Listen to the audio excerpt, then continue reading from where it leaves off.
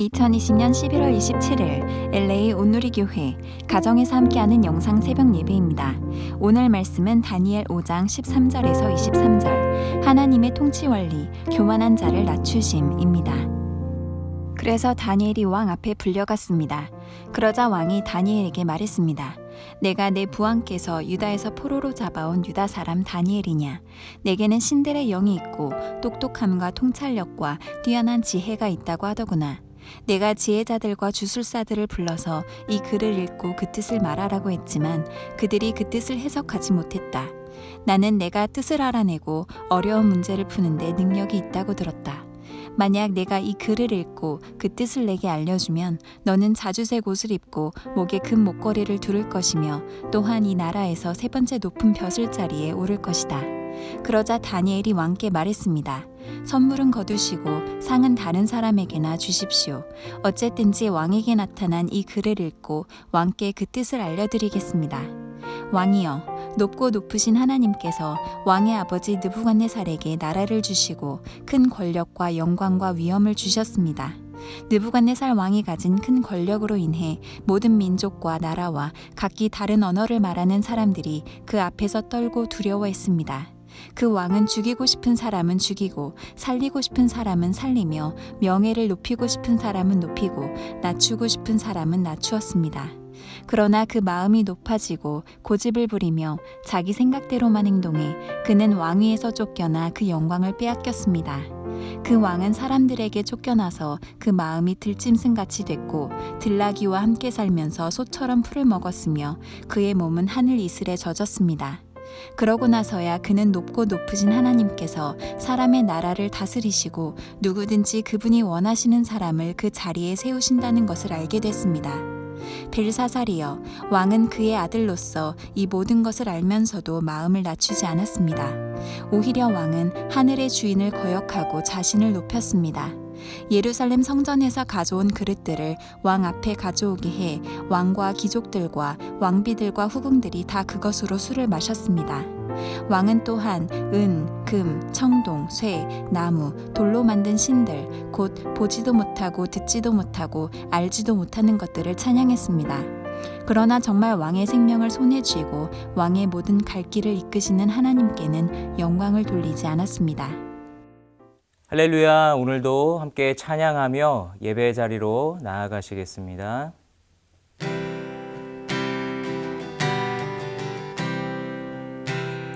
주님의 뜻을 이루소서.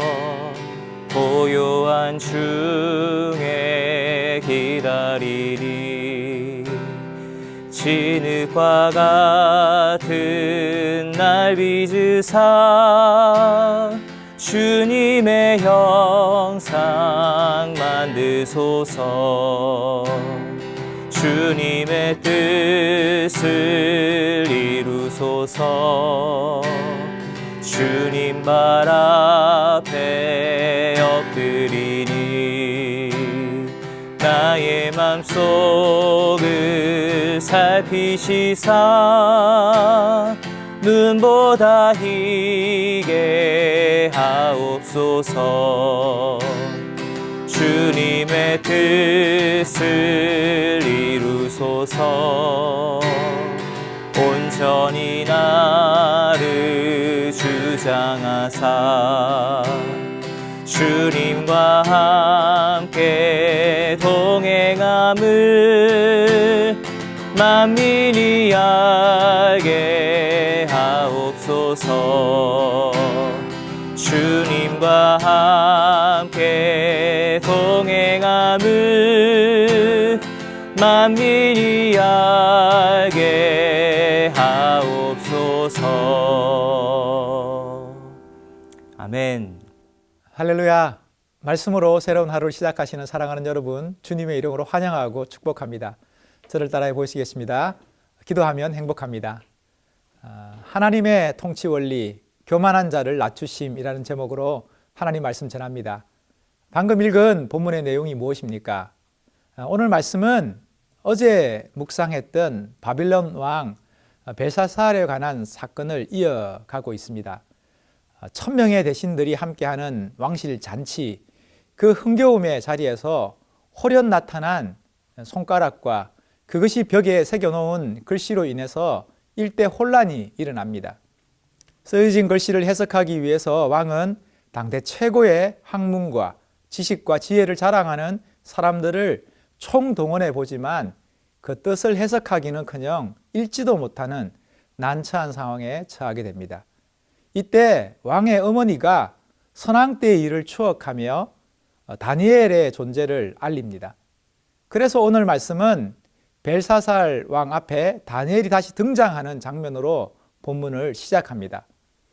이처럼 어떤 특정 사건을 계기로 까마득하게 잊고 있던 것들이 새롭게 재조명되는 일들이 종종 있죠. 이번 코로나로 인해서 재조명된 것들이 많은데요. 역사적으로 전염병과 팬데믹에 관한 기록들이 주목을 받고 있습니다. 소설에는 알베르 까뮈의 패스트가 재조명 받기도 합니다. IT 분야에서는 원격 의료와 원격 교육에 관한 기술들이 새롭게 부상하고 있죠. 요즘 코로나로 인해서 저의 집에서 존재감을 떨치고 있는 사람 중 하나가 바로 접니다. 올해부터 하이스쿨로 진학한 딸아이가 종종 수학 공부에 힘겨움을 호소할 때가 있습니다. 오빠에게 도움을 받으려고 문제를 들고 가면 오히려 문제를 더 키워서 돌아옵니다. 전형적인 현실 남매인 것이죠. 동생은 오빠가 자기를 무시한다며 속상해하고 오빠는 동생이 자기 말을 안 듣는다고 열받아 합니다. 결국 돌고 돌고 돌아서 저에게 문제가 떨어집니다. 아직은 도형과 삼각함수 정도의 수준이라서 지난날 저의 삼수의 경험을 박박 긁어 모으면 조금의 도움을 줄 수 있는 것이죠. 물론 아들은 아빠의 실체를 잘 알기에 더 이상 질문하지 않지만 그래도 딸에게는 아직 쓸모있는 존재로 재평가받고 있답니다. 이처럼 인간 역사의 중심에 다니엘이 재등장하면서 우리에게 던지는 메시지가 무엇일까요? 우리가 다시 한번 확인하고 되새겨야 하는 것은 무엇이겠습니까? 그래서 다니엘이 왕 앞에 불려갔습니다. 그러자 왕이 다니엘에게 말했습니다. 내가 내 부왕께서 유다에서 포로로 잡아온 유다 사람 다니엘이냐? 내게는 신들의 영이 있고 똑똑함과 통찰력과 뛰어난 지혜가 있다고 하더구나. 내가 지혜자들과 주술사들을 불러서 이 글을 읽고 그 뜻을 말하라고 했지만 그들이 그 뜻을 해석하지 못했다. 나는 내가 뜻을 알아내고 어려운 문제를 푸는데 능력이 있다고 들었다. 만약 내가 이 글을 읽고 그 뜻을 내게 알려주면 너는 자주색 옷을 입고 목에 금 목걸이를 두를 것이며 또한 이 나라에서 세 번째 높은 벼슬 자리에 오를 것이다. 그러자 다니엘이 왕께 말했습니다. 선물은 거두시고 상은 다른 사람에게나 주십시오. 어쨌든지 왕에게 나타난 이 글을 읽고 왕께 그 뜻을 알려드리겠습니다. 오늘 본문에서 벨사살 왕과 다니엘의 만남이 어떠합니까? 우리에게는 너무 친숙한 다니엘이지만 벨사살 왕에게는 너무나 생소하고 어색한 이름처럼 보입니다. 그래서 왕은 다니엘에게 이렇게 질문합니다. 내가 내 부왕께서 유다에서 포로 잡아온 유다 사람 다니엘이냐? 다니엘에 대해서 아는 바가 거의 없음을 짐작할 수 있는 질문이죠. 그리고 곧바로 자신의 난처한 상황을 설명하고 이를 해결해 줄 것을 요청합니다.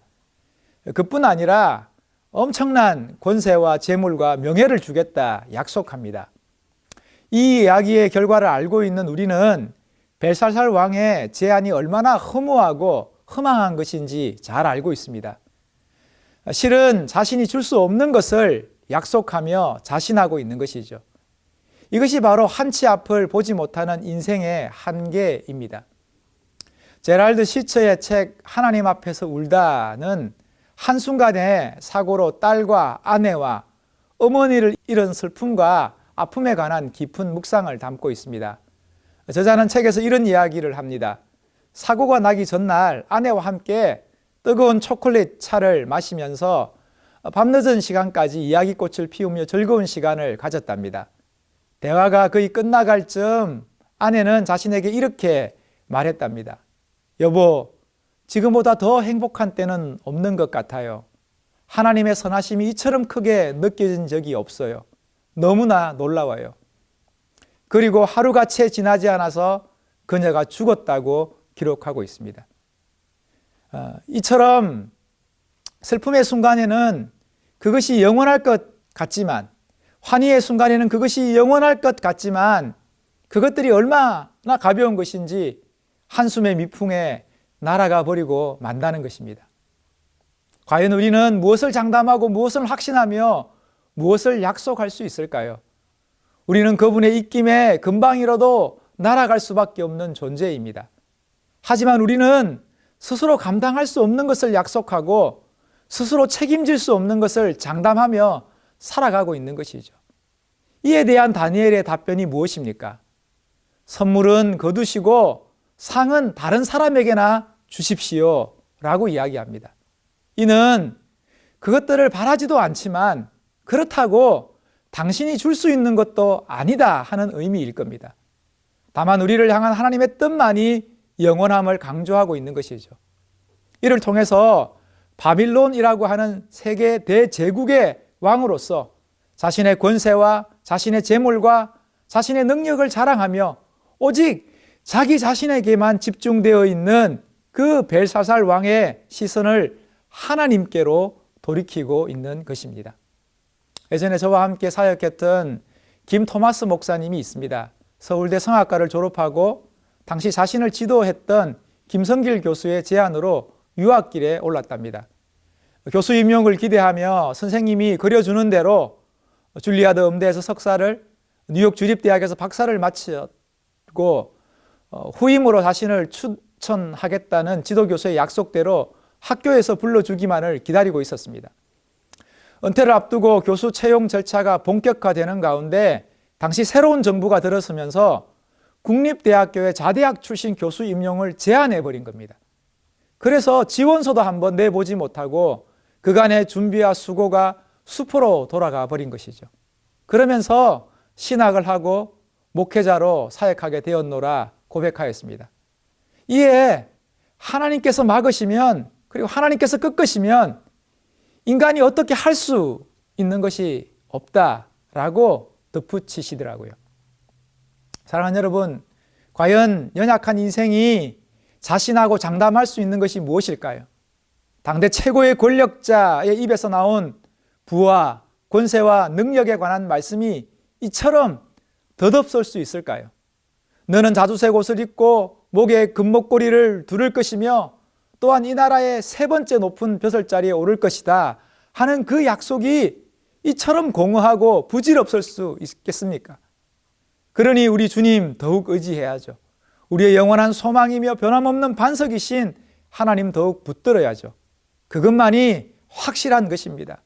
우리의 육신은 나날이 후패하여도 우리 주님 더욱 분명하면 됩니다. 우리의 기억은 하루하루 희미해져도 우리 주님 더욱 선명하면 되는 것이죠. 사랑하는 여러분, 오늘 하루도 믿음의 주여 온전케 하시는 우리 주님 바라시며 살아가시는 여러분 될 수 있기를 주님의 이름으로 축복합니다. 왕이여, 높고 높으신 하나님께서 왕의 아버지 느부갓네살에게 나라를 주시고 큰 권력과 영광과 위엄을 주셨습니다. 느부갓네살 왕이 가진 큰 권력으로 인해 모든 민족과 나라와 각기 다른 언어를 말하는 사람들이 그 앞에서 떨고 두려워했습니다. 그 왕은 죽이고 싶은 사람은 죽이고 살리고 싶은 사람은 살리며 명예를 높이고 싶은 사람은 높이고 낮추고 싶은 사람은 낮추었습니다. 그러나 그 마음이 높아지고 고집을 부리며 자기 생각대로만 행동해 그는 왕위에서 쫓겨나 그 영광을 빼앗겼습니다. 그 왕은 사람들에게 쫓겨나서 그 마음이 들짐승같이 됐고 들나귀와 함께 살면서 소처럼 풀을 먹었으며 그의 몸은 하늘 이슬에 젖었습니다. 그러고 나서야 그는 높고 높으신 하나님께서 사람의 나라를 다스리시고 누구든지 그분이 원하시는 사람을 그 자리에 세우신다는 것을 알게 됐습니다. 벨사살이여, 왕은 그의 아들로서 이 모든 것을 알면서도 마음을 낮추지 않았습니다. 오히려 왕은 하늘의 주인을 거역하고 자신을 높였습니다. 예루살렘 성전에서 가져온 그릇들을 왕 앞에 가져오게 해 왕과 귀족들과 왕비들과 후궁들이 다 그것으로 술을 마셨습니다. 왕은 또한 은, 금, 청동, 쇠, 나무, 돌로 만든 신들, 곧 보지도 못하고 듣지도 못하고 알지도 못하는 것들을 찬양했습니다. 그러나 정말 왕의 생명을 손에 쥐고 왕의 모든 갈 길을 이끄시는 하나님께는 영광을 돌리지 않았습니다. 벨사살 왕 앞에 선 다니엘은 선왕인 느부갓네살 왕에 관한 언급으로 이야기를 시작합니다. 먼저 선왕에게 있었던 그 모든 권세가 실은 하나님으로 말미암은 것임을 다니엘은 분명히 합니다. 하지만 느부갓네살 왕이 하나님을 인정하지 않고 스스로를 높여 교만하게 되었을 때 그의 모든 영광과 영화는 한낱 물거품처럼 사라지고 말았다는 것이죠.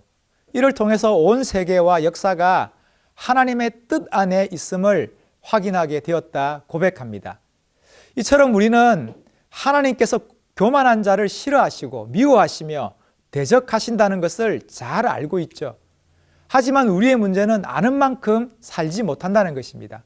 잠언은 교만은 패망의 선봉이요 교만한 마음은 넘어짐의 앞잡이니라 라고 교훈합니다. 하지만 우리의 아픔은 그것대로 살지 못한다는 데 있습니다. 오늘 본문의 벨사살 왕도 마찬가지입니다. 그래서 다니엘은 이렇게 지적합니다. 왕은 그의 아들로서 이 모든 것을 알면서도 마음을 낮추지 않았습니다. 어찌나 교만의 굴레를 벗어버리기가 어려운지 자신에게 일말의 가능성만 있어도 우리는 그것으로 마음이 기울어버리고 맙니다. 그러니 우리의 마음을 더 낮은 곳에 두어야 합니다. 그래서 안도연 시인은 가을 저녁 한때 낙엽이 지거든 물어보라고 속삭입니다. 사랑은 왜 낮은 곳에 있는지를. 사랑하는 여러분, 우리의 마음을 낮춘다는 것, 교만하지 않다는 것은 우리의 모든 삶에 하나님을 인정하는 것입니다. 이는 모든 기쁨과 환희의 순간에도 하나님을 인정하는 것이지만 모든 절망과 상실의 순간에도 하나님을 인정하는 것입니다. 지금 내 앞에 놓인 마른 빵 한 조각에도 하나님을 고백하듯 참된 겸손은 풍부에 처할 줄도 알고 비천에 처할 줄도 알아 우리에게 능력 주시는 분을 인정하고 그분 안에 거하는 것임을 고백하는 것이죠. 특별히 오늘 성경은 벨사살 왕의 교만을 꼬집으며 고집이라는 말로 설명합니다. 고집이란 자신의 주장을 꺾지 않는 것이죠. 하나님을 두려워하는 인생의 가장 중요한 특징은 자신이 틀릴 수 있다는 것을 인정하는 것입니다. 그러니 끊임없이 자신의 주장을 내려놓고 철회하고 거둬들일 수 있어야 합니다. 끊임없이 하나님의 역사의 손길이 우리의 인생 안으로 흘러들어올 수 있도록 열어두어야 합니다. 비록 지금은 이해되어지지 않지만 하나님의 선함과 지혜를 인정하며 마지막은 내 주장이나 내 고집이 아니라 하나님께 온전히 맡겨드려야 합니다. 사랑하는 여러분, 오늘 하루도 변함없이 신실하신 우리 주님 의지하며 믿음으로 살아가시는 저와 여러분 될 수 있기를 주님의 이름으로 축복합니다. 저를 따라해 보시겠습니다. 주님 의지합니다. 함께 기도하시겠습니다. 하나님 아버지, 우리 인생의 주관자 되시고 우리 인생을 다스리시고 우리의 영원한 반석이신 주님 의지하며 주님 앞으로 나아갑니다. 하나님, 우리의 삶을 붙드시고 우리의 삶을 새롭게 하셔서 날마다 주님 바라고 주님 의지하는 믿음의 인생 될 수 있도록 믿음 북돋으시고 소망 북돋으시는 하나님의 은혜 경험케 하여 주옵소서. 예수님의 이름으로 기도합니다. 아멘.